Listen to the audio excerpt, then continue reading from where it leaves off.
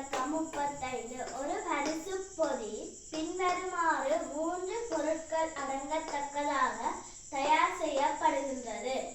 ஒரு தனிக்கோட்டு புத்தகம் அல்லது சதுரக்கோட்டு புத்தகம், ஒரு பேனை அல்லது பென்சில், ஓர் அடிமட்டம் அல்லது ஓர் அடிரப்பர். இதற்கேற்ப ஒன்றிலிருந்து ஒன்று வேறுபடுமாறு எத்தனை விதங்களில் பரிசு பொதிகளை தயார் செய்யலாம். அப்ப நாங்க ஒரு தனிக்கோட்டு புத்தகத்தையும்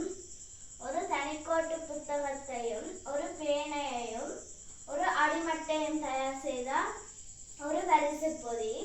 அடுத்தது அல்லது ஒரு சதுரக்கோட்டு புத்தகம், ஒரு பென்சில், ஒரு அழிரப்பர், அது இரண்டாவது.